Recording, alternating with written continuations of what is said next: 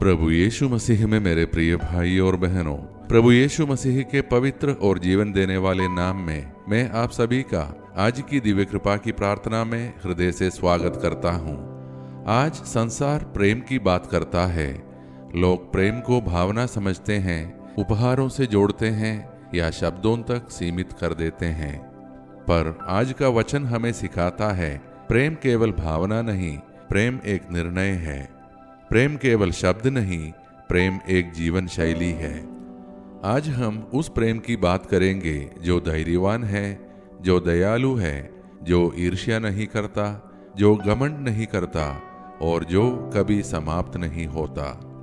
मैं उन सभी का हृदय से धन्यवाद करता हूँ जो प्रतिदिन इस दिव्य कृपा की प्रार्थना में भाग लेते हैं, जो इससे अनुग्रह पाते हैं और इसे दूसरों के साथ साझा करके अनेक जीवनों में आशीष का कारण बनते हैं। प्रभु आप सभी को आशीष दे। आज का हमारा मनन का वचन हम कुरिन्थियों के नाम पहला पत्र से सुनेंगे, अध्याय 13 पद संख्या 1 से 8। यदि मैं मनुष्यों और स्वर्गदूतों की भाषा बोलूं पर प्रेम न रखूं तो मैं टनटनाता हुआ पीतल या झंझनाती हुई झांझ हूं। यदि मुझे भविष्यवाणी का वरदान हो और मैं सब भेदों तथा सारे ज्ञान को जानूं और मुझे ऐसा विश्वास हो कि मैं पहाड़ों को हटा दूं पर प्रेम न रखूं तो मैं कुछ भी नहीं। यदि मैं अपनी सारी संपत्ति गरीबों को दे दूं और अपना शरीर जलाए जाने को सौंप दूं पर प्रेम न रखूं तो मुझे कुछ भी लाभ नहीं। प्रेम धीरजवंत है, कृपालु है। प्रेम डाह नहीं करता, प्रेम डींग नहीं मारता, फूलता नहीं। वह अशोभनीय व्यवहार नहीं करता, अपनी भलाई नहीं चाहता, झुंझलाता नहीं, बुराई का लेखा नहीं रखता। वह अधर्म से आनंदित नहीं होता पर सत्य से आनंदित होता है। वह सब कुछ सह लेता है, सब पर विश्वास करता है, सबकी आशा रखता है, सब कुछ सह लेता है।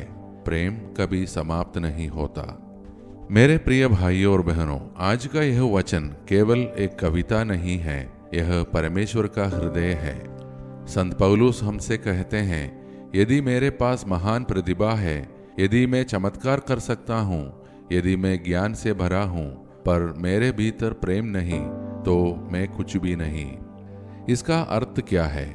इसका अर्थ है कि परमेश्वर के लिए हमारी बाहरी उपलब्धियां महत्वपूर्ण नहीं हैं, बल्कि हमारा हृदय महत्वपूर्ण है। आज का वचन हमें दर्पण दिखाता है, क्या मैं धैर्यवान हूँ? क्या मैं क्षमा करता हूँ? क्या मैं दूसरों की सफलता से प्रसन्न होता हूँ? क्या मेरा प्रेम स्वार्थ से मुक्त है? प्रेम केवल तब नहीं दिखता जब सब कुछ ठीक हो। सच्चा प्रेम तब प्रकट होता है जब परिस्थिति कठिन हो। यीशु का प्रेम क्रूस पर भी अडिग था। उन्होंने उन लोगों के लिए भी क्षमा मांगी जो उन्हें पीड़ा दे रहे थे, और यही प्रेम हमारे जीवन में भी उतरना चाहता है। यदि हमारे परिवारों में प्रेम होगा तो शांति होगी। यदि हमारे हृदय में प्रेम होगा तो क्षमा होगी। यदि समाज में प्रेम होगा तो विभाजन समाप्त होगा। तो अब आइए मेरे प्रिय भाइयों और बहनों, हम सब अपने आप को प्रेम भरे हृदय से प्रभु के हाथों में सौंप दें और मिलकर प्रार्थना करें। हे सर्वशक्तिमान और प्रेममय परमेश्वर, आज हम तेरे सामने विनम्र हृदय से आते हैं। तेरा वचन हमें सिखाता है कि प्रेम के बिना कुछ भी नहीं। हे प्रभु, हमारे भीतर तेरा दिव्य प्रेम भर दे। हमें धैर्यवान बना, हमें दयालु बना, हमें क्षमा करना सिखा, हमें घमंड से दूर रख। हमें ऐसा हृदय दे जो बिना शर्त प्रेम कर सके। हे प्रभु, हम अपने परिवारों को तेरे चरणों में रखते हैं। पति पत्नी के बीच प्रेम गहरा हो, माता पिता और बच्चों के बीच समझ बढ़े। जहाँ कटुता है वहाँ मेल मिलाप ला, जहाँ दूरी है वहाँ निकटता ला। हे प्रभु, हम उन सभी बच्चों के लिए प्रार्थना करते हैं जो बोर्ड परीक्षाओं की तैयारी कर रहे हैं। उन्हें मानसिक शांति, स्पष्ट सोच और आत्मविश्वास प्रदान कर। उन्हें यह अनुभव करा कि वे केवल अंकों से नहीं, तेरे प्रेम से मूल्यवान हैं। हम बीमारों के लिए प्रार्थना करते हैं, उन्हें चंगाई दे। हम बेरोजगारों के लिए प्रार्थना करते हैं, उनके लिए नए अवसर खोल।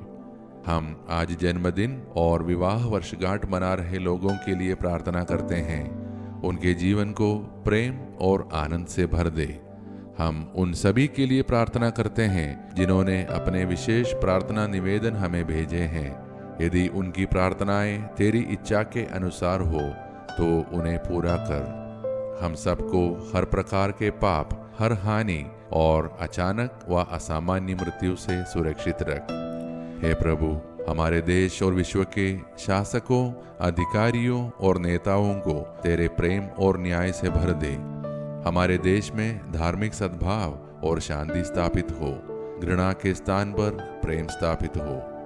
ये सारे प्रार्थनाएं और हमारे मन के अन्य प्रार्थनाएं हम समर्पित करते हैं हमारे प्रभु यीशु मसीह के नाम पर। आमीन।